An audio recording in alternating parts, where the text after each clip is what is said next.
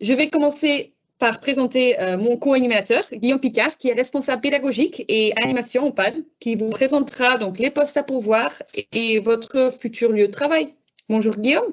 Bonjour Karen, bonjour à toutes et à tous. Écoutez, je suis très heureux de vous retrouver ici en direct du parc, où je vais effectivement bien vous présenter les futurs postes, tout ce qui va se proposer à vous pendant cette saison 2023.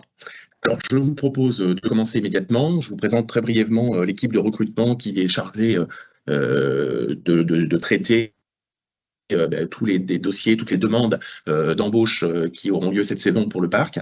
Nous avons nos deux responsables des ressources humaines, Flavien et Adeline, et puis nous avons un responsable par secteur, que ce soit donc moi-même pour les attractions, Sylvie pour la restauration, Céline pour tout ce qui est agent d'accueil, boutique, et également Aurore Tivan qui est donc en charge de l'hébergement. On remercie également Pauline qui est notre responsable de communication digitale qui partage sur les réseaux sociaux ce qui se passe et ce qui se fait actuellement pour le recrutement au PAL. Pour cette saison 2023 qui commencera le 8 avril prochain, je voulais vous proposer l'ensemble des informations liées au recrutement. Alors déjà, il faut savoir que nous allons recruter près de 350 personnes sur cette saison 2023. Alors ça, c'est évidemment pour l'ensemble de la saison, on est bien d'accord. À peu près 200-220 personnes vont commencer la saison le 8 avril prochain. Et puis ensuite, on va renforcer les équipes au fur et à mesure que l'on avance dans la saison afin de pouvoir accueillir maximum de visiteurs au mois de juillet, au mois d'août évidemment. Nous avons en tout et pour tout une vingtaine d'offres d'emploi, donc 9 offres d'emploi pour l'hébergement et 11 offres d'emploi pour le parc. Ce seront donc des CDD, saisonniers, à temps partiel ou à temps plein, d'une durée de 1 à 8 mois. Alors, en fait, il faut que vous sachiez que quand on parle de la durée, évidemment, 1 mois, 2 mois, c'est plutôt destiné aux étudiants.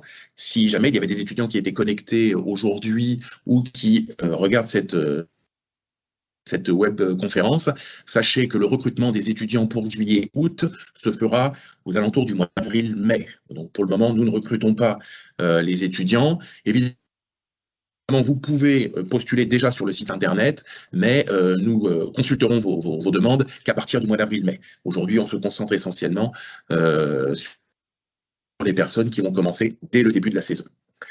On va recruter tout simplement pour plusieurs secteurs, la restauration évidemment du parc, l'hébergement, je détaillerai tout ça un petit peu plus après, l'accueil, la vente, la gestion des attractions et évidemment l'animation.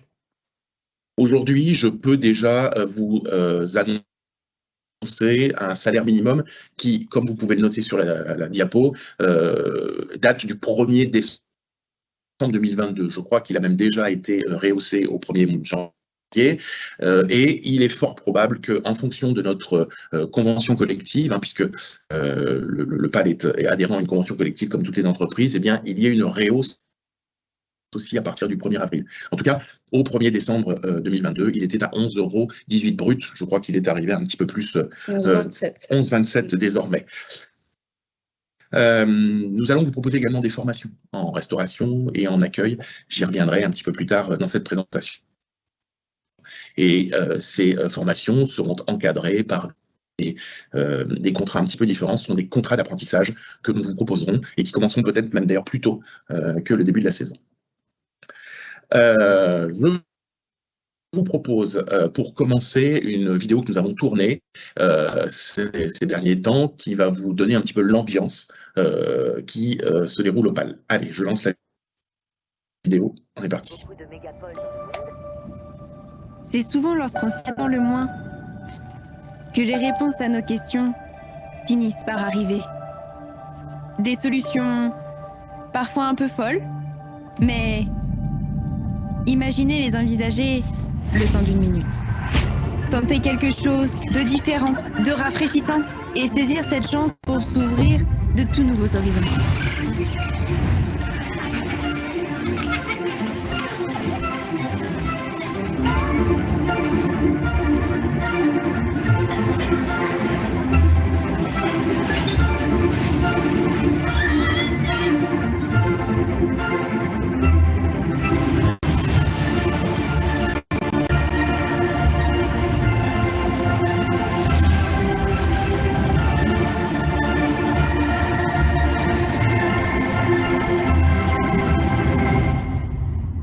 Alors, qu'est-ce qui vous retient? Si le seul risque, c'est que ça fonctionne. Le PAL. Rejoignez-nous. Alors, j'adore beaucoup, j'aime vraiment cette vidéo. C'est une vidéo qui a été tournée avec une ancienne de nos saisonnières qui a travaillé ici chez nous et qui, depuis, a décroché un CDI à la Comcom de Moulins. Et on la reverra tout à l'heure, on l'a interviewée et elle vous racontera un petit peu comment s'est passée sa saison. C'est vrai que le PAL, c'est un détonateur pour trouver du travail, que ce soit eh bien, sur une saison ou 2 saisons au PAL, voire même des CDI au PAL, hein, je le dis très souvent, mais il est vrai que beaucoup de salariés, comme moi par exemple, ont commencé par faire 1 ou 2 ou 3 saisons, puis ensuite est embauché en CDI. Et à côté de ça, eh bien aussi, c'est un tremplin pour potentiellement aller travailler dans d'autres entreprises. J'ouvre une petite parenthèse un peu technique, parce que certains des personnes qui sont connectées nous font part du fait qu'il y a des petits soucis de connexion, notamment lorsque l'on lance les vidéos. Donc, je vous rappelle que cette intervention va être enregistrée, donc vous pourrez la revoir autant de fois que vous voulez. Et si vous ne recevez pas immédiatement la vidéo, si elle est décalée, c'est assez logique, parce qu'en fait, cela dépend à la fois de notre émission à nous, de notre capacité d'émettre, et de votre capacité à recevoir aussi. Donc forcément, comme on travaille sur Internet, c'est toujours un petit peu plus compliqué. Hein, mais vous inquiétez pas, elle sera enregistrée, et donc du coup, vous pourrez la revoir autant de fois que vous voulez. Allez, je referme la parenthèse et on va enchaîner tout de suite avec l'actualité du PAL. Donc cette année, eh bien, nous allons, comme chaque année, proposer une nouveauté qui sera donc une attraction qui s'appelle Champifolie. Voilà, on s'est bien amusé à chercher le nom de cette attraction. Alors pour ceux qui connaissent très bien le PAL, il faut savoir que nous avons décidé bien de supprimer le cinéma dynamique. Nous avons gardé que la structure, le bâtiment, mais l'attraction de cinéma dynamique ne sera plus là et nous l'avons remplacé par ce qu'on appelle un dark ride, c'est-à-dire c'est une attraction d'intérieur, et donc du coup ce seront des petits trains qui vont se balader devant des grands écrans, et en fait vous devrez éliminer des champignons avant qu'ils n'envahissent la planète. Donc voilà, ce sera un petit jeu interactif qui sera assez sympa, et vous serez peut-être opérateur d'attraction sur cette nouveauté. Voilà, il faut savoir que les visiteurs sont très friands des nouveautés du PAL, donc ça sera forcément une attraction très fréquentée. Pour information, ce n'est pas anodin, mais le PAL fête ses 50 ans cette année, hein, puisque le parc a ouvert en 1973, en avril 1973. Donc, au mois d'avril prochain, nous fêterons nos 50 ans. Alors, comment seront réparties les offres d'emploi? Je vais vous les détailler, décrire pour cette saison 2023, et on va commencer par la partie parc. Hein, je vous rappelle que le PAL, pour ceux qui ne connaissent pas, c'est un parc d'attractions, un parc animalier, et que nous avons en plus un complexe d'hébergement avec 2 complexes, un hôtel qui s'appelle le Savannah Reserve, des lodges qui accueillent donc des visiteurs pour la nuit également. J'y reviendrai tout à l'heure avec les différentes offres d'emploi qui y sont rattachées. Pour l'heure, je vous propose de parler de la partie parc, exploitation du parc, avec les premières offres d'emploi. Alors, celui d'agent d'accueil. Un agent d'accueil, ce sont les gens qui travaillent en caisse à l'entrée du parc, qui vendent les billets aux visiteurs qui ne les ont pas encore achetés, ou qui répondent aux problématiques que les visiteurs ont lorsqu'ils achètent un billet, qu'ils se sont trompés ou autre chose. Donc nous avons à l'entrée un certain nombre d'agents, de personnes qui vont accueillir, qui vont contrôler aussi les billets. Donc nous avons 5 postes d'agents d'accueil à pourvoir pour cette saison. Nous avons évidemment un poste assez important, un besoin assez important de 90 postes pour accueillir les attractions. Alors attention, quand je dis 90 postes, c'est pour toute la saison. Nous avons à peu près 70 postes à pourvoir dès le début. Alors évidemment, il y a des gens qui reviennent, comme chaque année, des gens qui sont satisfaits de leur saison et qui ont très bien travaillé les autres années et donc qui vont pouvoir revenir. Et puis, nous allons accueillir un certain nombre de nouveaux. C'est à peu près, on va dire 60%, 40%, 60% de nouveaux et 40% de gens qui reviennent. Donc opérateurs, animateurs d'attractions, ce sont évidemment les gens qui pilotent les attractions, qui accueillent le public sur les attractions. Nous avons également besoin de 2 postes de secouristes. Alors là, j'ai malheureusement une mauvaise nouvelle pour les personnes qui souhaiteraient travailler en tant que secouriste, parce que notre secouriste de l'an dernier revient, et donc du coup il n'y a plus qu'un seul poste, il n'y a plus que 2 postes, pardon, et ces 2 postes sont pour juin, juillet et août. Ils n'ont plus besoin de postes de secouristes pour le début de la saison.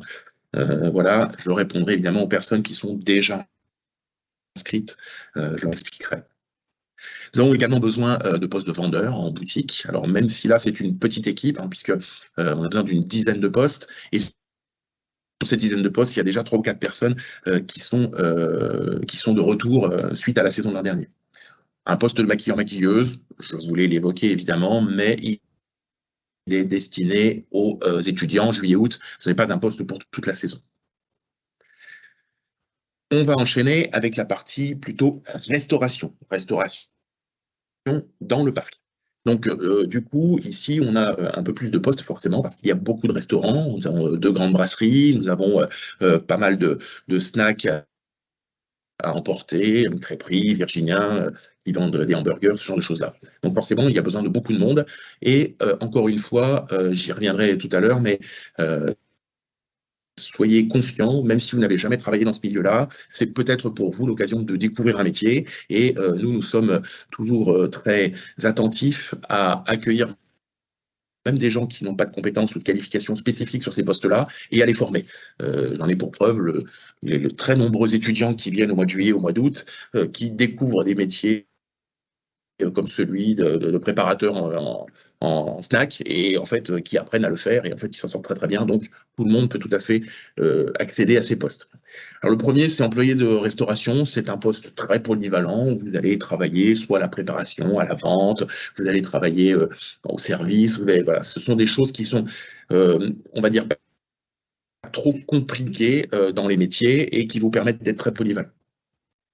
Nous avons, alors là, par contre, à l'opposé, un poste un petit peu plus technique, où il faut quand même connaître notamment la cuisson des viandes. C'est le poste de grillardin ou de grillardine pour faire les grillades. Donc en fait, nous avons 9 postes à pourvoir dans nos 2 restaurants brasseries.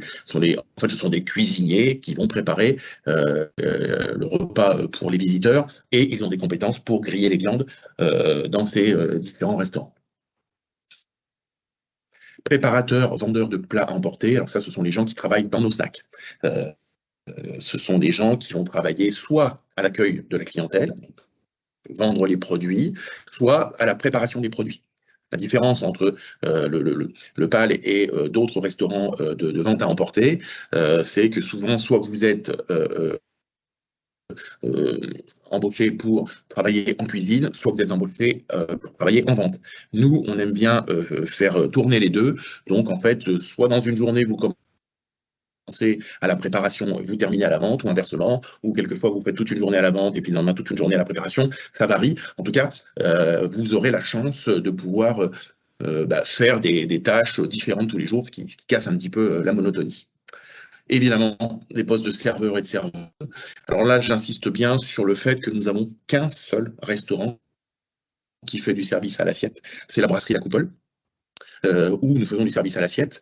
En général, les serveuses sont par binôme, c'est-à-dire qu'il y en a une qui dessert, qui fait les commandes, et l'autre qui fait le service, en fonction de son expérience. Donc c'est pareil, hein, les débutants sont acceptés, il n'y a pas de souci de ce côté-là. Si vous avez envie de découvrir un nouveau métier, voilà, évidemment, toutes les personnes qui ont déjà fait du service sont les bienvenues, mais ne soyez pas inquiets. Vous pouvez aussi postuler dans ce genre d'endroit. C'est vrai que ce sont des postes qui sont sympas parce que c'est varié. Et puis nos serveurs et serveuses ne font pas que du service à table, ils font aussi du service de boissons, bien sûr.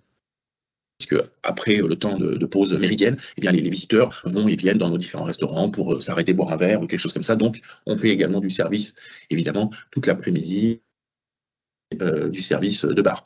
Donc, je vous dis, un seul restaurant qui fait du service à l'assiette. Les autres restaurants, on est plutôt sur des services. C'est-à-dire qu'en fait, Les gens, les gens viennent se servir à manger soit sur une chaîne comme dans une cafétéria, soit sur des îlots. Et en fait, les gens prennent les plats ou récupèrent les plats que leur donne le cuisinier. Et ensuite, les serveurs et serveuses vont aider les gens à se placer ou vont tout simplement débarrasser la table avec des plateaux. Donc, c'est moins technique que du service à l'assiette.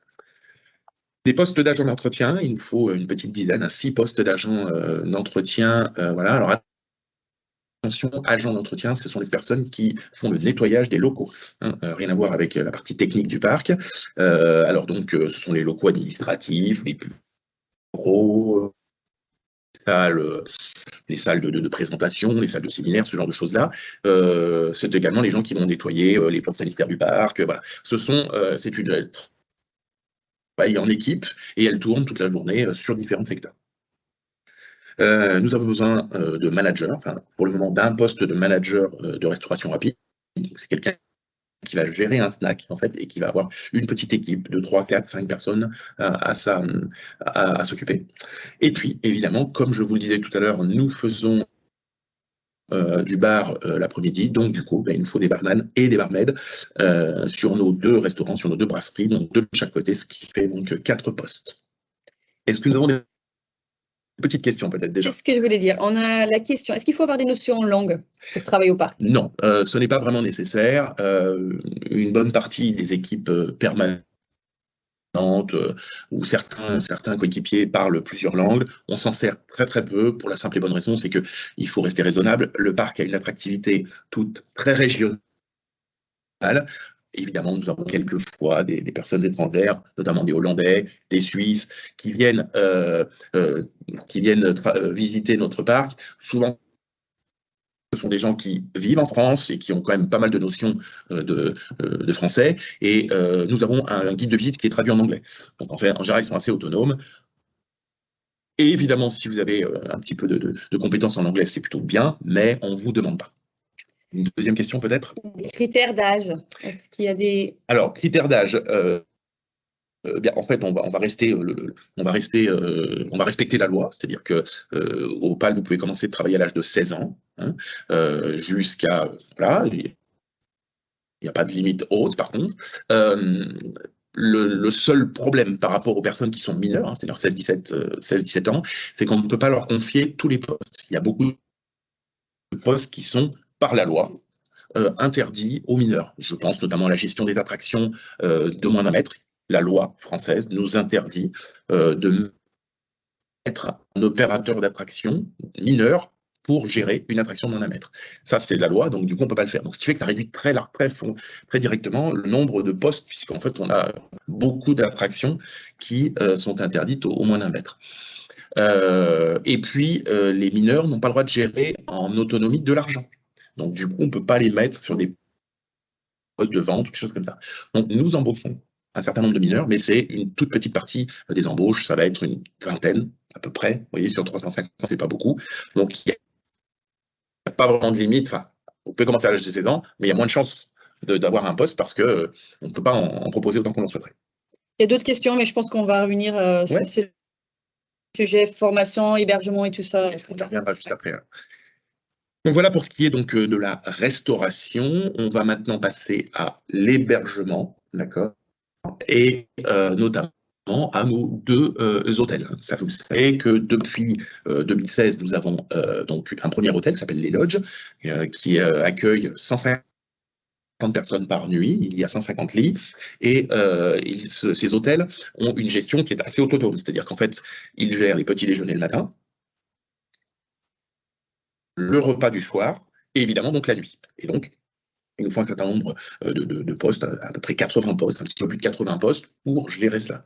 Les hôtels sont fermés le midi. Les gens sont dans le parc, donc du coup, il n'y a pas de service en restauration le midi. Il y en a le matin et le soir. Ça veut dire quoi? Ça veut dire que, eh bien, en fait, il y a travail en coupure au PAL. Soit vous êtes destiné à la restauration jour et donc dans le parc, et donc vous travaillez toute la journée, soit vous êtes affecté aux hébergements, Et donc, du coup, soit vous travaillez le matin, soit vous travaillez le soir. Mais il n'y a pas de travail en coupure. Vous n'aurez pas à venir une fois le matin, repartir chez vous pour 3-4 heures et revenir après. Ça ne se fait pas au PAL. Et c'est plutôt pas mal parce que tout le monde n'habite pas juste à côté du parc. Nous allons vous proposer donc des postes qui sont liés à l'hébergement. Et donc, oui, j'ai commencé par vous parler des lodges. J'ai oublié de vous parler du Savannah Reserve. Donc, le Savannah Reserve est un hôtel qui a ouvert donc en 2021 et qui accueille, lui, 300 personnes. Nous avons 300 lits, 60 suites. Donc, forcément, il y a tous les métiers qui sont liés à l'hébergement, à l'hôtellerie. Le premier, c'est le job de réceptionniste. Alors, le job de réceptionniste, il faut savoir qu'on a besoin de 10 postes, c'est assez simple, hein, il faut 5 d'un côté au lodge et 5 de l'autre pour le Savannah Reserve. Vous êtes encadré par des réceptionnistes professionnels qui sont en CDI toute l'année chez nous. Ça veut dire quoi? Ça veut dire que soit vous avez une expérience de réceptionniste et vous êtes plutôt les bienvenus forcément parce que ça vous sera utile. Qu'on soit réceptionniste au lodge, au Savannah Reserve ou dans tout autre hôtel de Moulins ou d'ailleurs, eh bien en fait c'est le même métier. Évidemment, ce n'est pas tout à fait les mêmes logiciels de gestion, mais bon, ce sont des jeunes qui sont très proches. Soit vous avez vraiment aucune compétence, mais vous êtes plutôt doué dans l'accueil, vous avez un très bon savoir-être, et là, on sera prêt à vous former.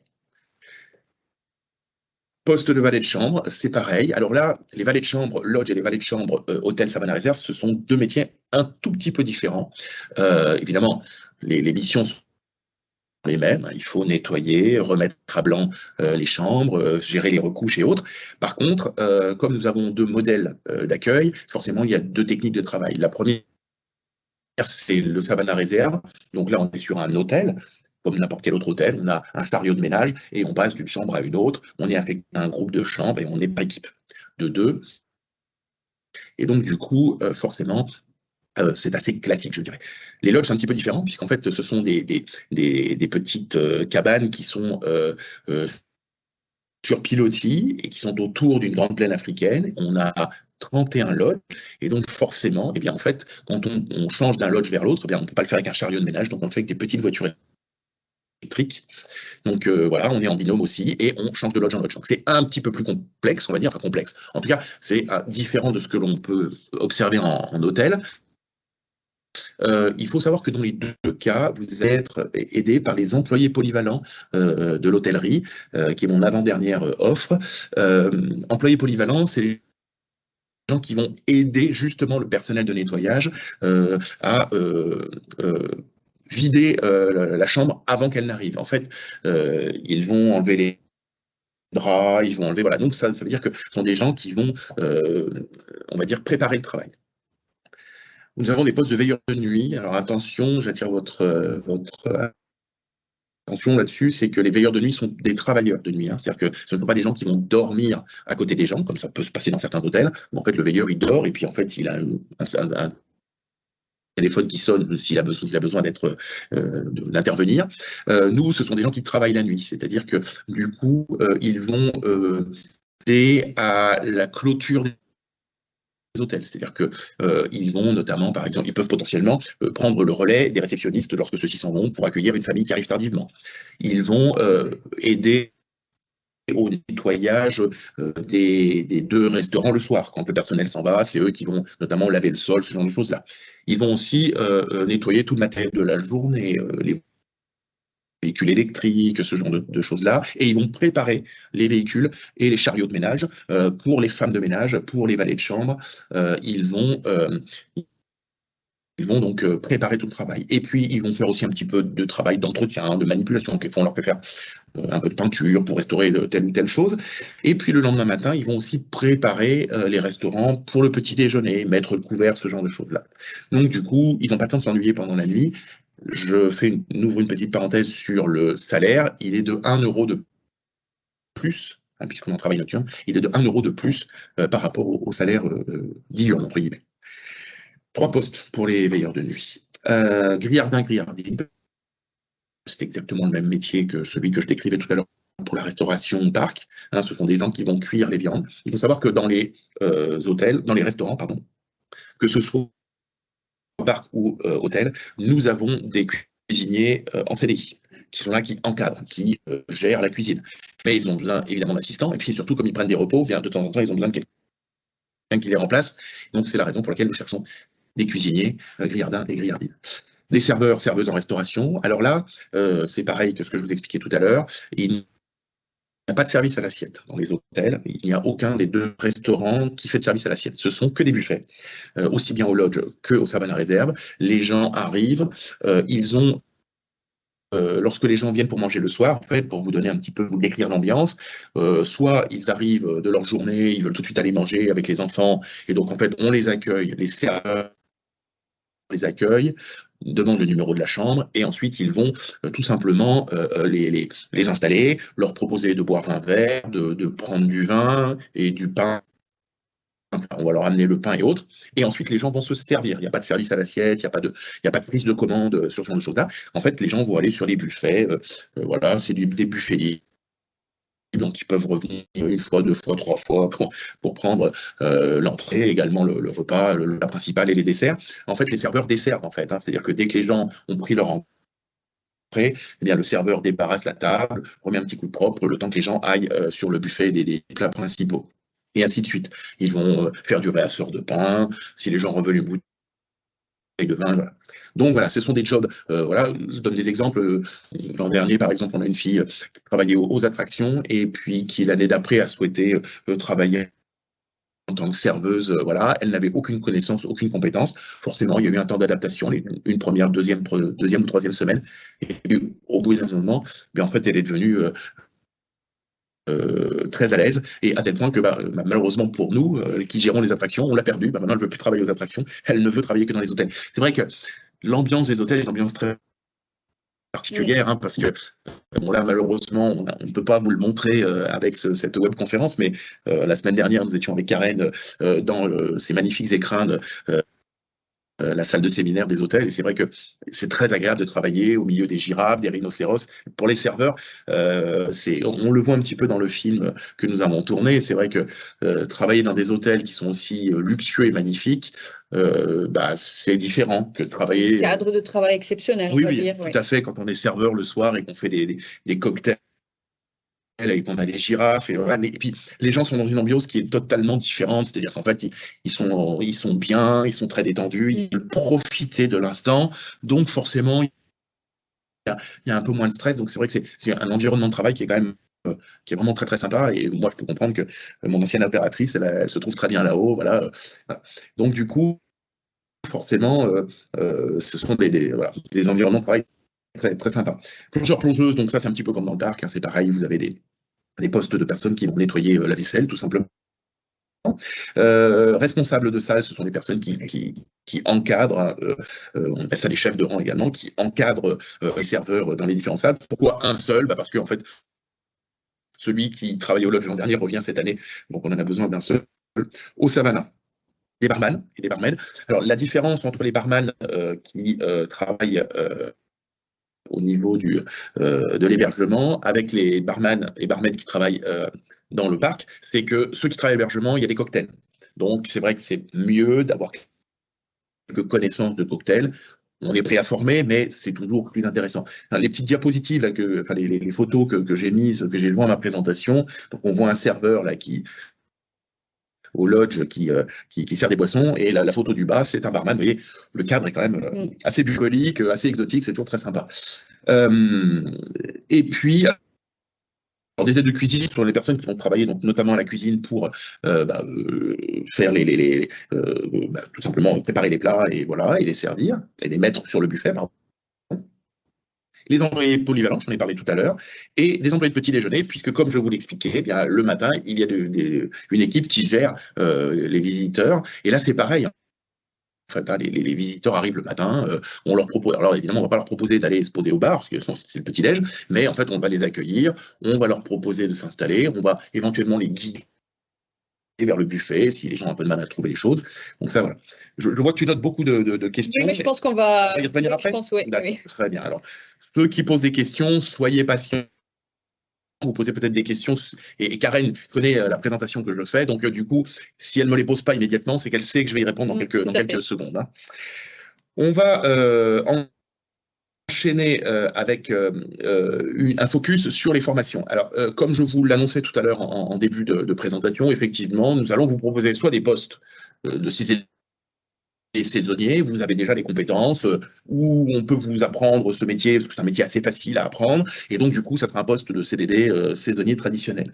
On peut aussi vous proposer des formations. Ça, c'est un des points forts du PAL, c'est qu'il y a des gens qui ont appris leur métier au PAL, et qui désormais le font soit au PAL, soit vont le déployer dans une autre entreprise. Hein. Je vous parlais tout à l'heure de Mélanie que nous avons filmé lors du petit film de présentation. Mélanie qui réinterviendra tout à l'heure, elle a appris son métier au PAL et désormais elle travaille dans une autre entreprise. Nous aujourd'hui nous proposons plusieurs formations, trois formations en tout. Une formation d'animateur loisirs tourisme. Alors ça c'est un diplôme, un titre du ministère du Travail qui propose d'apprendre un métier, celui d'animateur, et on l'adosse au poste d'opérateur d'attraction. Donc en fait, ce métier d'animateur vous permet soit de revenir travailler au PAL, hein, moi-même par exemple, j'ai ce titre professionnel, c'est mon dernier diplôme que j'ai obtenu, animateur loisirs tourisme, un certain nombre d'années, mais voilà, et ça m'a amené au poste que j'occupe aujourd'hui. Et à côté de ça, vous avez aussi, à l'époque, moi j'avais des collègues qui sont partis travailler dans des hôtels-clubs, dans des clubs de vacances, dans des structures qui sont ouvertes toute l'année, qui proposent, je pense notamment à Center Park, ou voilà, vacances qui, voilà, je ne vais pas faire de pub, mais ce sont des endroits où en fait on travaille avec des animateurs toute l'année. Et en fait, le PAL peut vous proposer une formation, c'est un titre professionnel qui n'a rien à voir avec la branche d'attraction, qui est un titre animateur loisirs tourisme. Donc en fait, là, vous serez en contrat d'alternance, en contrat d'apprentissage. Et cette formation va commencer dès le 6 mars prochain.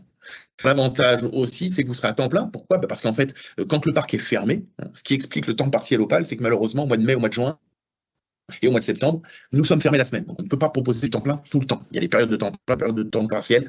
Ça fait partie du jeu parce que le PAL est ouvert comme ça. Alors, si on ouvrait la semaine, on n'aurait pas de visiteurs, donc ça serait compliqué. Là, par contre, le petit avantage, le petit plus, c'est que le contrat d'apprentissage, eh bien, en fait, comme vous avez de l'apprentissage et de la formation, on profite des temps de fermeture du parc pour former les personnes. Donc en fait, ils sont en temps plein du 6 mars jusqu'au 10 octobre. D'accord ? Et au 10 octobre, vous allez défendre votre diplôme, passer devant un jury et présenter votre travail pour obtenir, je l'espère, ou pas, si vous n'avez pas beaucoup travaillé, mais c'est pas à souhaiter évidemment, présenter votre titre et obtenir votre diplôme d'animateur loisirs tourisme. Nous allons également, dès le début mars, proposer une formation avec IFI 03. IFI 03 qui va proposer 2 contrats d'apprentissage également, un en hôtellerie, l'autre en restauration. En hôtellerie-restauration, pardon, je dis une bêtise. En hôtellerie-restauration, nous allons vous proposer un CAP de cuisinier et un CAP de serveur. Imaginons que vous vouliez vous lancer dans ce genre de métier ou que malheureusement, par le passé, vous étiez plus jeune, vous avez raté le CAP de serveur ou le CAP de cuisinier, vous voulez le retenter. L'avantage qu'il y a ici, c'est que nous sommes le donneur d'ordre de cette formation et donc en fait vous n'avez pas à chercher un maître d'apprentissage. On vous le fournit, c'est-à-dire qu'en fait l'école ça sera IFI 03 et nous serons le maître d'apprentissage, c'est-à-dire qu'en fait vous n'aurez pas besoin de trouver un maître d'apprentissage, d'aller le chercher de vous-même. Donc du coup, si vous postulez au PAL et que ça vous intéresse, évidemment si vous avez moins de 25 ans, eh bien, parce que ce sont des formations qui sont destinées aux moins de 25 ans, si vous avez envie de vous lancer dans ce métier-là, vous n'avez qu'à postuler au PAL et également nous faire part du fait que vous voudriez rentrer en apprentissage chez nous. Et donc là, c'est un contrat d'apprentissage de 2 ans. Vous voyez, c'est un métier qui peut déjà vous apporter un salaire pendant les 2 prochaines années. Alors ça veut dire quoi? C'est-à-dire que vous allez commencer dès le 1er mars en formation au PAL. Donc vous allez avoir une formation préalable à la saison, en préambule de la saison, pour apprendre votre métier, votre poste, serveur ou cuisinier. On va vous apprendre des techniques de travail. Ensuite, vous allez basculer en saison. Et donc là, vous travaillerez pour le PAL. Et dès que la saison ferme, eh bien, vous irez à IFI 03, à Averne, où là, vous allez être formé pendant l'hiver, donc du lundi au vendredi, où vous allez tout simplement apprendre de serveur ou de cuisinier. D'accord. Donc, et ça, pendant 24 mois. Donc, ça veut dire que vous allez revenir au PAL l'an prochain et puis refaire exactement la même chose. Voilà, ça vous embarquera jusqu'en mars 2025. Et puis en mars 2025, je vous souhaite évidemment d'obtenir votre diplôme soit de cuisinier, soit de serveur. Et si vous obtenez ce diplôme, derrière, vous pourrez soit revenir postuler au PAL avec votre diplôme en poche, soit aller travailler dans un autre restaurant aux abords de la région ou autre. Donc là, ce sont des formations qui sont très intéressantes. Dans les deux cas, on est sur des contrats d'apprentissage et dans les deux cas, on est sur du temps plein. Il y a une question par rapport au salaire. Oui. Si on est en contrat d'apprentissage, est-ce que tu as des... Alors, le barème, il faut savoir que alors pour le poste d'animateur loisir tourisme, on est une base de 69% du SMIC. D'accord. Ce qui revient, puisqu'on est en contrat d'apprentissage, ce qui revient à un taux plein pour le salarié.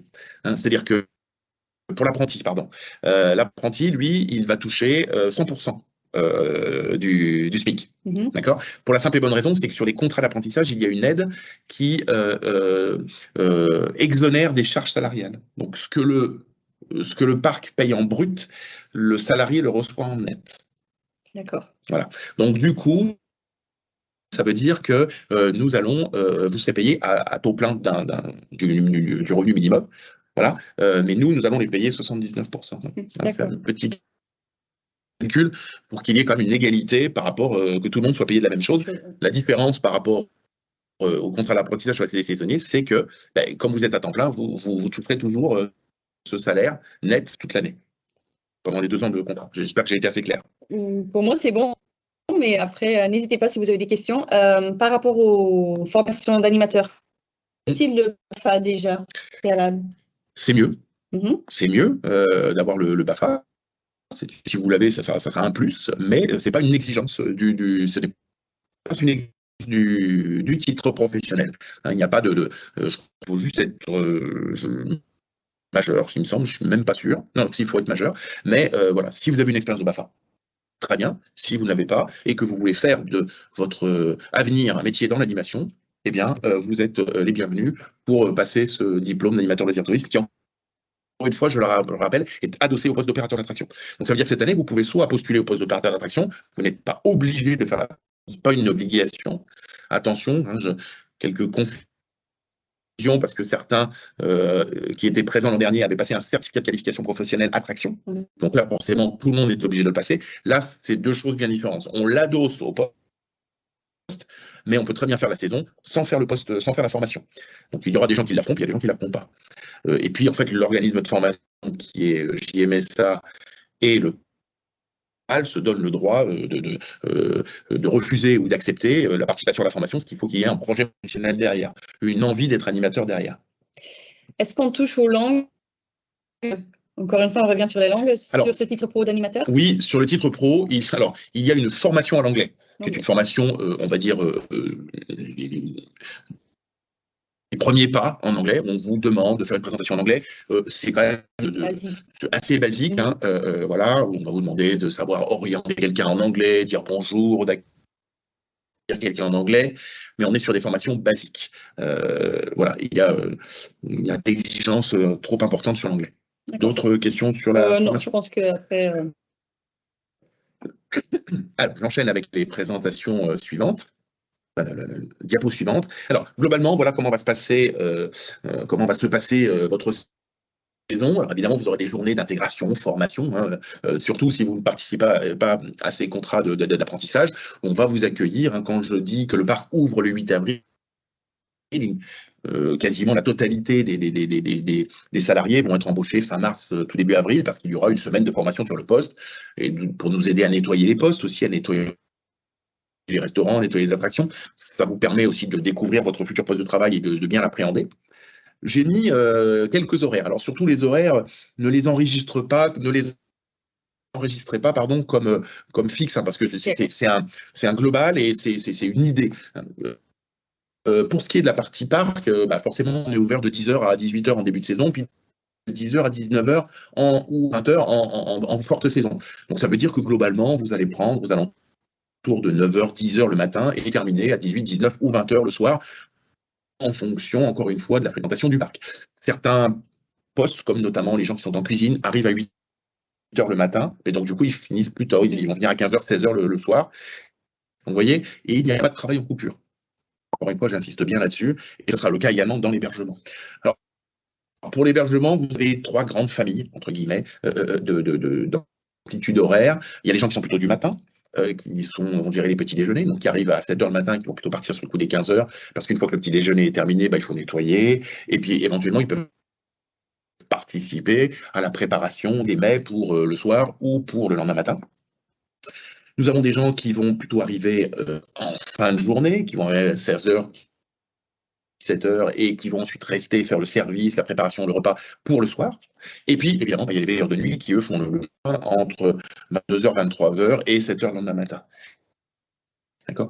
En réception, par exemple, c'est à peu près la même chose, sauf qu'il y a trois gammes. Il y a les gens qui font 7h, 15h, les gens qui font 10h, 17h, qui font le cœur de la journée, et les gens qui font 17h, 22h, 23h. Et les femmes de chambre, c'est plutôt celles qui travaillent le matin? Les femmes de chambre, ça sera plutôt l'équipe du matin, 7h, 16h, qui vont, dès que les gens... alors, il peut y avoir des postes, en fait, les femmes de chambre commencent comme serveurs au petit-déj le matin, à un moment donné. Ça, c'est plutôt au lodge, ça ne se fait pas à l'hôtel, si mes informations sont bonnes. Toujours est-il qu'elles vont être du matin. En fait, dès que les gens quittent leur chambre, eh bien, en fait, il faut tout de suite la préparer. Si les gens recouchent le soir, c'est une simple recouche. Et si les gens partent et qu'on une nouvelle famille qui arrive, eh bien, on appelle ça une remise à blanc. En fait, on prépare toute la chambre intégralement. Et donc, du coup, forcément, on annonce aux visiteurs qu'ils ont un accès à leur chambre, je crois, le soir vers 17h. Donc, ça veut dire qu'il faut que toutes les chambres soient propres pour 17h. Nous sommes adhérents d'une convention collective, hein, comme toute entreprise, et nous, la convention collective, c'est le syndicat national des espaces de loisirs, d'attraction et culturels, le SNELAC. Donc ça veut dire que nous sommes adhérents et qu'à travers cette convention collective, il y a un certain nombre de règles. Quelquefois, les gens me demandent s'ils sont payés plus le week-end ou jour férié. Bien, évidemment non, puisque en fait, notre métier, c'est de travailler quand les gens sont en week-end. Donc ça ne fait pas partie des règles de la convention collective. Nous aurons aussi, bien sûr, des mises à disposition de tenues, de travail, des avantages liés à notre comité social et économique. Par exemple, les saisonniers peuvent acheter des places à demi-tarif, c'est toujours intéressant. Dès qu'on travaille au PAL, vous verrez, dès qu'on travaille au PAL, tout de suite, on a des gens dans la famille, des amis qui vous disent « Dis donc, tu travailles au PAL, tu peux peut-être avoir des entrées. » Eh bien oui, vous pourrez avoir des entrées à tarif vraiment très avantageux, je crois que c'est 50%. Et puis, des avantages, des tickets de cinéma aussi, voilà, pas mal, ce genre de choses-là. Alors, comme je vous l'ai déjà beaucoup dit pendant cette présentation, nous, ce qui nous intéresse et ce qui va faire que l'on va vous proposer de travailler au PAL ou pas, c'est votre savoir-être, hein, c'est-à-dire votre capacité à être bon en accueil, à être souriant. Les gens viennent pour se détendre. Alors, pas toujours, on a certains quelquefois qui sont un petit peu tendus, mais bon, on arrive toujours à trouver des solutions. Mais voilà, les gens sont là, ils sont là pour profiter. Hein. On est dans le milieu de l'animation, dans le milieu du spectacle, dans le milieu du tourisme, et donc les gens viennent pour se détendre et pour passer un bon moment. Ils doivent à tout prix être bien accueillis. Hein. L'accueil, la propreté, vous savez, c'est les 2 points forts du PAL, et ce sont les 2 points que les gens notent en premier. Quand les gens ont passé une journée au PAL, ils vont d'abord dans un premier temps noter l'accueil, et dans un deuxième temps, ils vont noter la propreté, l'environnement du parc. Ils viennent parce qu'il y a une nouvelle attraction, mais ils ne vont pas nous dire « Ah bah super, on est venu, on est content parce qu'on a découvert une nouvelle attraction. » Ils le sont, mais la priorité pour les visiteurs, c'est d'être bien accueillis. Et à l'inverse, malheureusement, quand on reçoit un mail d'insatisfaction, c'est souvent parce qu'il y a eu un mauvais accueil, parce qu'on leur a dit non sans leur expliquer, voilà, ce genre de choses-là. Donc, du coup, c'est le travail des opérateurs d'attraction, des serveurs, de tout le personnel qui travaille au contact du public. Alors, attention, vous n'êtes pas obligé d'être doué en accueil pour travailler au PAL. Il y a aussi des jobs de coulisses, hein, des gens qui travaillent notamment dans les restaurants, dans les choses comme ça. Si vous êtes un petit peu moins à l'aise, alors un peu moins à l'aise avec le grand public, on pourra vous trouver un poste qui sera peut-être plutôt en coulisses.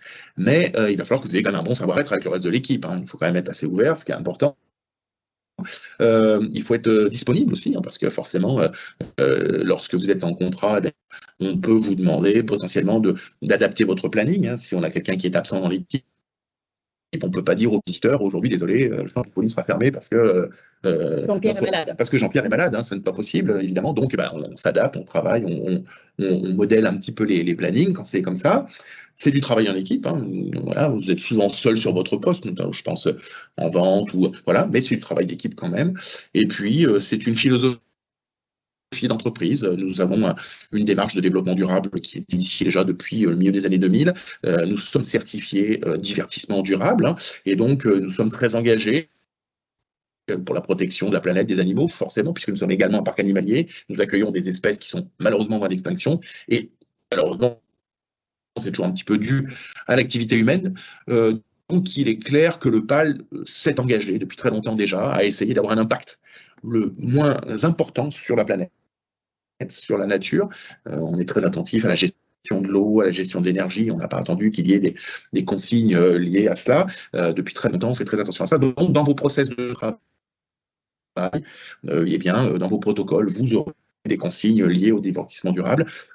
Un exemple très concret, dans les hôtels, nous n'utilisons pas de détergent, aucun détergent. Ce sont c'est notamment de l'eau qui est ozonée, par exemple, pour donner un exemple un peu technique. Il n'y a pas de produits détergents, des solutions techniques qui nous arrivent et que l'on met en place. Et puis, j'aime bien aussi parler à ce moment-là de l'ambiance du PAL, parce que c'est une ambiance, et vous le verrez, on a interviewé des opérateurs, enfin des salariés du PAL qui ont travaillé l'an dernier, ou il y a 2 ans, et il y a une ambiance très familiale au PAL, et je parle souvent de Dream Night at the Zoo. C'est une activité qui est proposée chaque année le premier vendredi du mois de juin, où on accueille gratuitement des en situation de handicap avec leur famille. Et en fait, tous les salariés saisonniers permanents du parc sont invités à venir bénévolement ce jour-là accueillir les visiteurs. Et alors nous, c'est toujours une grande fête. C'est un point de départ de la saison. Alors évidemment, c'est sur la base du volontariat, hein, puisque comme c'est bénévole, voilà, personne n'est obligé à le faire. Mais en fait, j'ai même tendance à refuser des volontaires ce jour-là, ce qui est assez bizarre parce que tout le monde a envie de venir. C'est une fête, on travaille finalement assez peu, hein, on travaille, on va dire 1 heure dans la journée, donc voilà, tout le reste du temps, on est plutôt là pour accompagner. Et voilà, une petite fête le soir, ça participe à l'ambiance générale du parc et ça reflète bien en fait l'idée d'esprit familial. Et puis on fait voilà une soirée de fin de saison. Il faut savoir qu'on a une fondation aussi, qui est la fondation Le PAL Nature. Les maquilleuses d'ailleurs travailleront pour la fondation, font du maquillage, et les dons qui seront donnés pour le maquillage seront reversés à la fondation. Exemple. Au milieu de plein d'autres, puisque la fondation a pour vocation de collecter de l'argent pour la reverser à différentes associations. Alors justement, je vais vous proposer d'écouter quelques interviews. Donc, je vous rappelle, hein, si vous avez du mal à recevoir l'interview, parce que là, on est sur du film, donc c'est un petit peu plus lourd pour passer dans les réseaux. Donc, du coup, vous la recevrez peut-être un peu en décalé et vous pourrez la reconsulter après, une fois qu'on aura enregistré. En attendant, je vais vous présenter donc certaines de nos de l'an dernier. On voit Mélanie sur la gauche, Marie au milieu, et Mélanie, j'ai mangé son prénom. Elle ne travaille pas avec moi, c'est pour ça que je la connais un petit peu moins. Je vais me faire fâcher. Qui a travaillé au Savannah Reserve, et elles vont vous parler un petit peu de leur saison au PAL. Allez, je vous donne ça.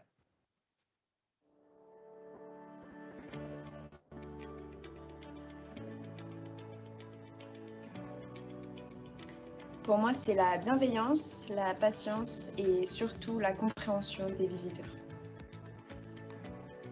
Du coup, ma formation, elle s'est très bien passée. On a eu des intervenants qui sont venus tous les jours nous expliquer un peu comment fonctionnait le monde du tourisme et le monde des parcs d'attractions. Du coup, c'était assez intéressant parce qu'on a appris plein de choses et franchement, c'était assez enrichissant quand même. J'ai appris à vraiment m'adapter à chaque personne qui était en face de moi parce que du coup, un visiteur est différent d'un autre et même les collègues sont différents les uns des autres. Du coup, c'était vraiment une question d'adaptation. Et j'ai aussi appris à prendre sur moi, à vraiment ne pas stresser pour un rien et vraiment à contrôler la situation quand il le fallait. Donc, c'était vraiment enrichissant. Pour moi, je dirais d'y aller même si on hésite parce que chaque expérience est enrichissante, mais pour moi, en mon expérience, en mon nom, la PAL fut l'expérience la plus enrichissante de ma vie pour le moment.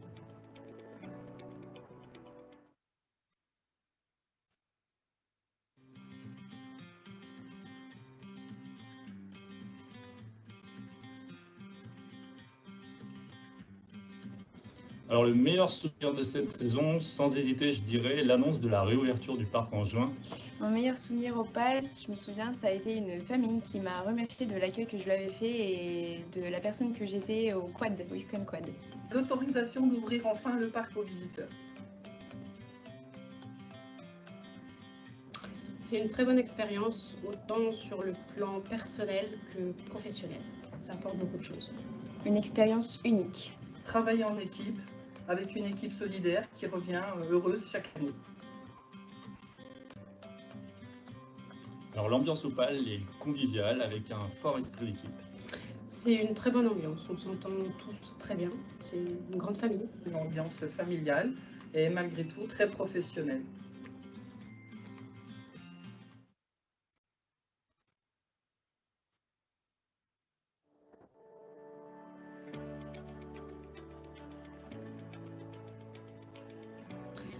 Il faut être rigoureuse, organisée et avoir un bon sens relationnel, aussi bien avec les femmes de chambre qu'avec les clients. À prendre confiance en moi et à savoir manager une équipe aussi. De foncer, ça t'apportera beaucoup de choses et ça t'apprendra aussi beaucoup de choses.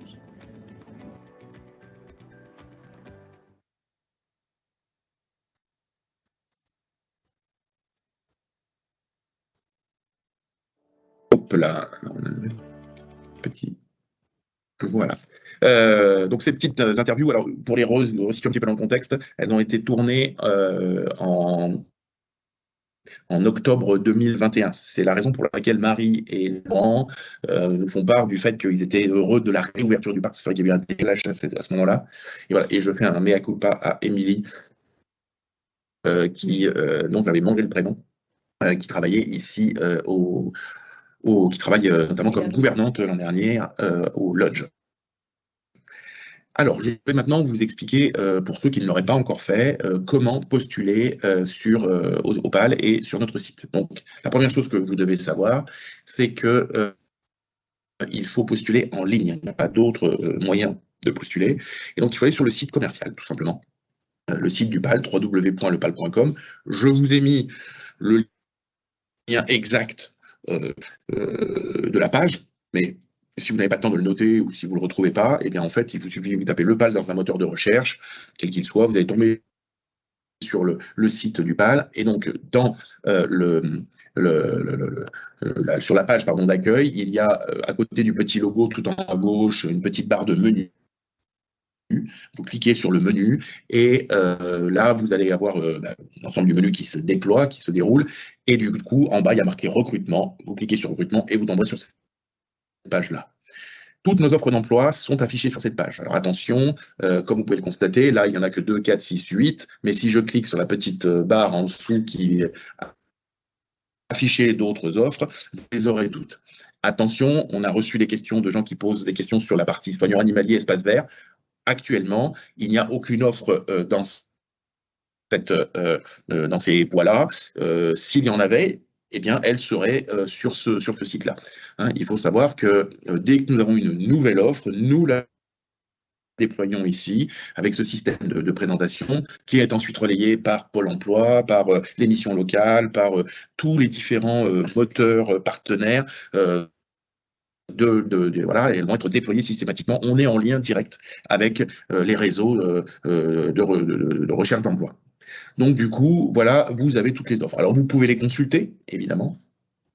Et une fois que vous les avez consultées, eh bien, en fait, vous pouvez postuler pour une offre. Il faut que vous postuliez pour une offre, pas pour plusieurs, d'accord ? Si jamais vous avez déjà postulé pour une offre et que d'un seul coup une autre vous intéresse, en fait, il faut tout simplement nous envoyer un mail. Ou si vous le faites en direct, c'est-à-dire que en fait, vous postulez pour une qui est l'offre qui vous intéresse le plus, vous avez des petites barres, des espaces de commentaires. Donc, vous pouvez, dans ces espaces commentaires, nous préciser que vous seriez également intéressé pour telle ou telle ou telle autre offre. Mais surtout, ne postulez pas plusieurs fois, parce qu'en fait, ça risque de noyer votre candidature, et pour nous, c'est beaucoup plus compliqué. Et en fait, ça peut être désavantageux pour vous. Donc, postulez pour une offre et précisez-nous que vous seriez intéressé pour d'autres. Ou si aujourd'hui, vous vous rendez compte à la lecture de ce que je viens de dire, vous êtes trompé dans votre offre et que vous aimeriez postuler pour une autre offre, vous nous faites un mail tout simplement, vous allez sur la page contact de notre site internet, vous nous rédigez un mail, on dit voilà, je m'appelle tel ou un tel, j'ai déjà postulé au PAL, que se passe-t-il, est-ce que je peux changer d'offre, est-ce que je peux changer, voilà, donc ne vous inquiétez pas. Je tiens à rassurer tout le monde, nous mettons tout en œuvre pour répondre à tout le monde. Alors, je ne suis pas insensible au fait que nous avons reçu certains commentaires de gens qui nous disent qu'ils n'ont pas reçu. Alors, ils n'ont pas pu recevoir aucune information de notre part, puisque quand vous consultez notre site, quand vous postulez pour une offre, vous recevez systématiquement, vous recevez un mail de notre part. C'est des robots qui font ça, donc du coup, ça ne peut pas être un oubli. Par contre, comme ce sont des robots, eh bien parfois, il suffit que votre boîte mail soit un peu sensible et qu'elle prenne ça pour un spam, pour une accroche commerciale, et donc du coup, le mail est directement basculé. Donc quand vous avez postulé sur notre site internet, vérifiez, parce que dans l'heure ou dans les 2 heures, vous recevez un mail systématiquement. Si vous ne l'avez pas reçu dans votre boîte de réception, c'est qu'il est dans vos spams. Donc là, il vous suffit d'aller dans votre spam, dans vos éléments indésirables, vous prenez le mail et vous le replacez dans votre boîte de réception. Et du coup, après, vous recevrez systématiquement les mails reçus. C'est important. Et puis, si vous avez un doute, si vous avez un problème, si vous n'êtes pas sûr que votre candidature ait fonctionné, que ce n'est pas bien, n'hésitez pas à nous écrire, il n'y a aucun problème, nous vous répondrons. Vous envoyez un mail, encore une fois, sur notre page d'accueil du site internet, à la rubrique contact, vous envoyez un mail, vous mettez à l'attention du service des ressources humaines, et donc, du coup, vous dites, voilà, c'est bizarre, je n'ai pas reçu de message, j'ai pas reçu de mail, ça ne s'est pas bien passé. On pourra vérifier que vous ayez bien postulé ou si votre candidature n'a pas fonctionné, on pourra vous aider.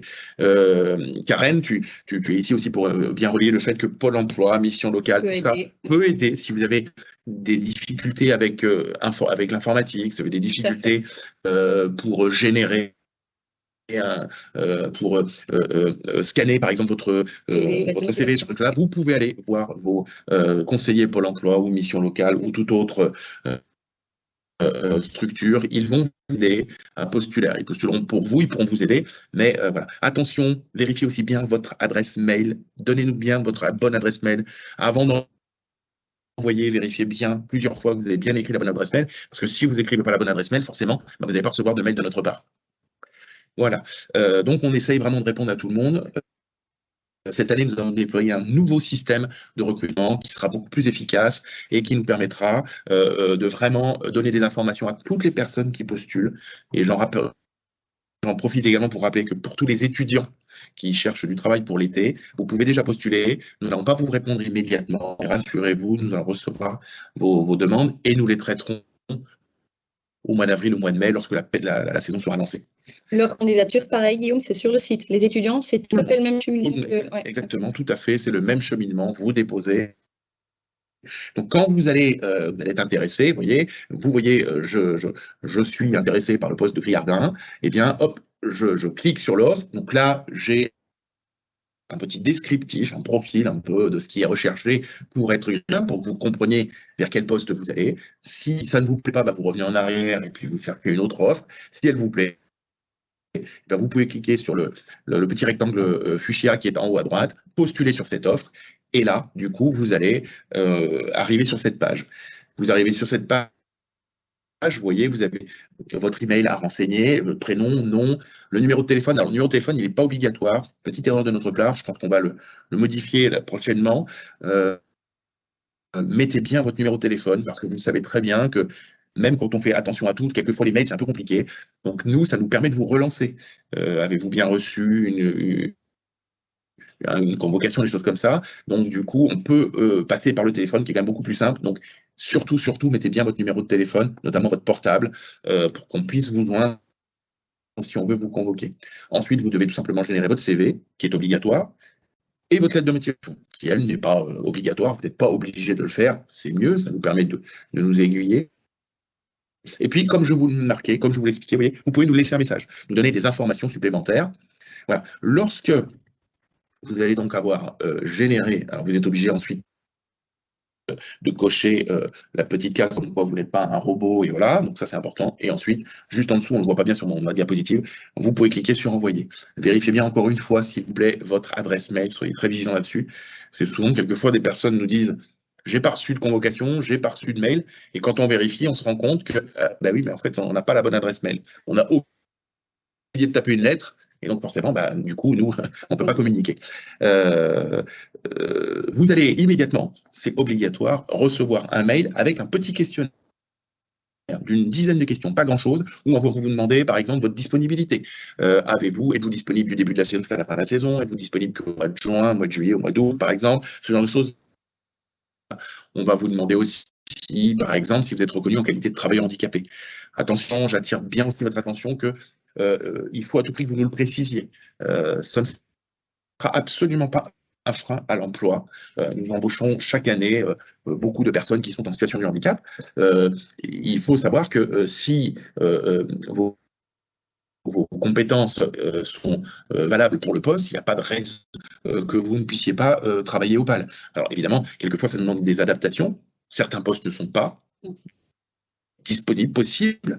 Je pense à quelqu'un qui aurait des problèmes de port de charge lourde. On ne peut pas le mettre comme serveur, on ne peut pas le mettre en boutique parce qu'il y a des cartons à porter. On adapte. Donc, si vous avez un doute sur le fait que tel ou tel poste soit accessible aux personnes en situation de handicap, n'hésitez pas non plus à nous demander. Demandez à vos conseillers. Les gens qui travaillent chez Cap Emploi, par exemple, connaissent les postes ou peuvent nous écrire pour nous poser des questions aux attractions, par exemple, on arrive à gérer en fonction de votre capacité physique, encore une fois, puisqu'en fait, ça dépend un petit peu de vous, c'est un échange, donc surtout n'hésitez pas à nous le filer. Voilà, je vous remercie pour votre attention, j'espère que j'ai été complet. Il y a quelques questions auxquelles je vais évidemment répondre immédiatement. Il y a plusieurs questions par rapport à l'hébergement, comme l'accessibilité, est-ce qu'on peut covoiturer? Donc, je pense que dans tout ce sens, tu as encore un mot à dire. Oui, tout à fait. Effectivement, j'ai un petit peu oublié d'en parler. Alors, effectivement, le PAL est un petit peu au milieu de nulle part, donc du coup, c'est pas toujours facile, notamment quand on habite un peu au loin ou en ville, pas facile. Alors, nous allons essayer de mettre en place certaines choses. Déjà, ce qui est sûr, c'est que nous allons, pour les gens qui habitent très loin, qui notamment postulent pour l'hôtellerie. Ces personnes-là, on va les héberger. Alors, je dis on va tenter parce qu'on n'a que 32 places. D'accord ? On ne peut pas construire autant qu'on ne souhaiterait. Donc, du coup, cette année, on va proposer un hébergement dans le parc, juste à côté du parc, de façon à ce que les gens qui ont soit pas de voiture, soit ont une voiture, mais viennent de très loin et ne veulent pas faire des allers-retours, eh bien, on va leur proposer un hébergement qui sera aux abords du parc. Alors, on va vraiment se focaliser sur l'hôtellerie parce que ce sont des postes où les gens travaillent tôt le matin ou tard le soir. Donc, c'est la raison pour laquelle on a été obligé de déterminer des critères d'affectation de cet hébergement. Donc, soit vous avez la possibilité de venir dormir au PAL, et auquel cas, eh bien, vous dormirez dans notre structure. Nous travaillons également avec beaucoup de personnes autour du parc, des particuliers qui veulent mettre un hébergement, un studio, un appartement ou une maison en colocation. Et donc, nous avons des adresses de gens avec qui nous échangeons et qui nous disent, voilà, cette année, j'ai telle ou telle structure pour accueillir les gens. Donc, quand vous êtes embauché, précisez-nous bien que vous demandez du logement et on essaiera de voir vers quelle offre on vous oriente. Je sais que la mairie de Saint-Pourçain-sur-Belle, puisque nous sommes habitants de Saint-Pourçain-sur-Belle, sur la commune de Saint-Pourçain-sur-Belle, je sais que la mairie de Saint-Pourçain-sur-Belle est en train de finir la construction de 10 logements à côté du parc, c'est à 4 km du parc, oui, c'est juste à côté. Ces 10 logements seront essentiellement dédiés aux saisonniers du PAL, et je sais que ces logements seront équipés d'un vélo électrique. Donc, si vous voyez vous n'avez même pas de véhicule, eh bien, vous pouvez venir dans ces logements. Alors, le petit bémol, c'est qu'ils ne seront pas disponibles pour le mois de mars et donc pour le début de la saison, mais ils vont être prêts au mois de mai, je pense. Quelque chose comme ça. Donc, du coup, peut-être que ça peut être l'occasion de trouver un logement à partir du mois de mai. Et vous, même si vous n'avez pas de véhicule, vous pouvez venir vous faire accompagner au moins le premier jour, puis ensuite vous faites des allers-retours, puisqu'ils seront équipés d'un vélo électrique. Et enfin, dernier point, eh bien, nous sommes en train de travailler aujourd'hui avec les élus locaux, avec le département et la région, pour essayer de mettre en place, pas facile, mais j'ai commencé d'avoir une réunion la semaine dernière, on devrait en avoir une la semaine prochaine, pour mettre en place du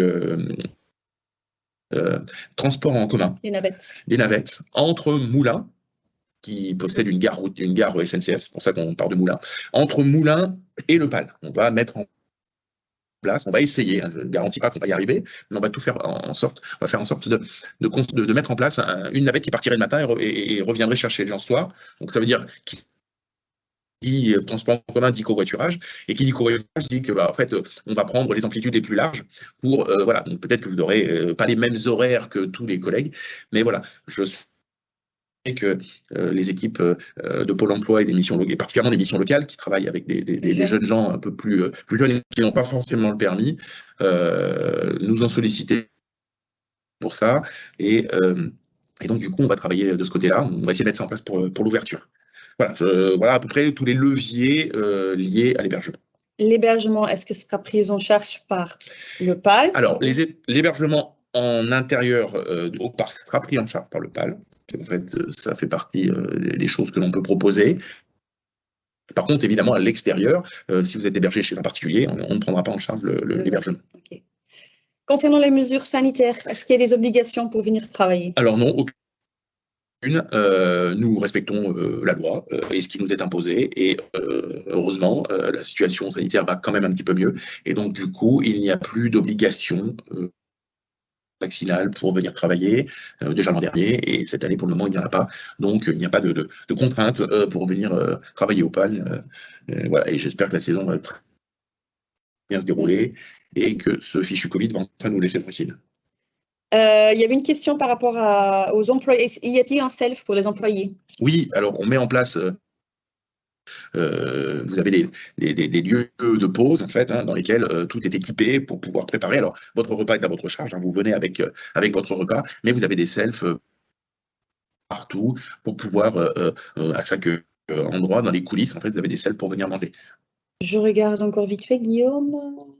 Les hébergements sont priorisés pour les personnes en poste d'hôtellerie. Je postule pour un poste d'opérateur. Cela veut dire que je n'aurai pas de droit à un hébergement? Non, il aura droit à un hébergement, on pourra lui trouver une autre solution, mais pas celle du parc. Sauf si d'un seul coup, on n'avait pas, besoin de tous les hébergements. C'est un choix que nous avons fait, on a commencé à le faire, on a commencé de travailler. Il faut savoir que l'entreprise a dépensé beaucoup d'argent pour pouvoir construire une cité d'hébergement saisonnière. Donc elle n'est que de 30 places cette année. J'espère qu'à l'avenir, on va pouvoir la déployer pour pouvoir héberger de plus en plus de visiteurs, pas de visiteurs, par contre, de plus en plus de saisonniers. Donc voilà, cette année on est obligé de mettre un critère, mais il y en aura toujours forcément, mais on essaiera. Et si jamais malheureusement vous postulez de très loin sur un autre poste que l'hôtellerie, vous n'êtes pas prioritaire, ça ne veut pas dire que vous n'y aurez pas accès. Tu as oublié de parler de tes mobilhomes? Oui, si, c'est inclus dedans. Dedans. Oui. Nous aurons entre guillemets deux genres d'accueil. On a retapé un ancien bâtiment où il y aura 14 chambres, et on aura des mobilhomes où il y a je crois 18 chambres dans les mobilhomes, donc je le fais dans des chambres individuelles systématiquement. Il y a un saisonnier des saisonniers qui sont en couple et qui viennent travailler, aura-t-il une possibilité pour les héberger? Non, on va les héberger, mais ils n'ont chacun leur chambre. Ce sont des chambres individuelles. Il y a quelqu'un qui pose la question concernant la rémunération, mais on en a parlé. 11,18 € minimum. 27, pardon. 11,27 € minimum, et ça devrait augmenter avec les décisions soit du gouvernement, soit de notre branche, tout simplement, de notre convention collective. La question, mais c'est, je pense aussi déjà abordé, on travaille un petit peu à temps partiel au début de saison et après à temps plein. Les salaires, ça fonctionne comment du coup Eh bien, en fait, le salaire, il est le même toute la saison. Hein. C'est-à-dire qu'en fait, le taux horaire hein, est le même toute la saison. Par contre, c'est vrai qu'il y a des fluctuations. C'est-à-dire qu'au mois de mai, par exemple, on est ouvert que les mercredis, samedis, dimanches. Donc, forcément, il y a un volume horaire qui est un peu moins important, qui va être que d'une centaine d'heures pour les mois de mai. Au mois de juin, c'est un petit peu plus important, puisque à partir du 15 juin, on est ouvert tous les jours.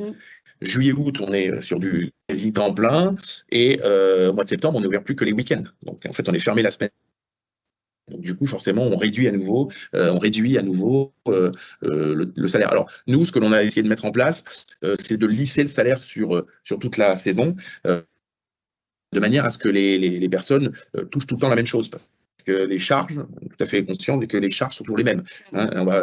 L'électricité, l'eau, le chauffage, tout ça, le loyer, il n'arrive pas en fonction de la fréquentation du PAL, lui. Donc, du coup, en fait, ce que l'on fait, c'est que l'on lisse, c'est-à-dire qu'on additionne toutes les heures qui sont prévues de faire sur le contrat, et ensuite, on vous paye tout le temps la même chose, 120 heures, 130 heures. Donc, ça veut dire qu'au mois de mai, vous touchez plus que ce que vous n'avez fait, et au mois d'août, un peu moins de ce que vous avez fait, forcément, puisque c'est lissé. Mais ça, on réexpliquera à chaque salarié lorsqu'il arrive dans l'entreprise. Je pense que c'est à peu près bon.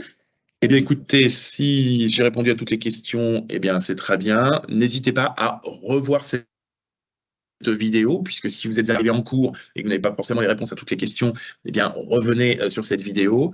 Encore une fois, vous pouvez tout à fait aussi nous écrire. Nous avons la possibilité de vous répondre. Et moi, je vous souhaite beaucoup de choses pour la suite et je vous donne rendez-vous le 8 avril 2023 pour l'ouverture du parc. À bientôt. Merci à vous. Bonne journée.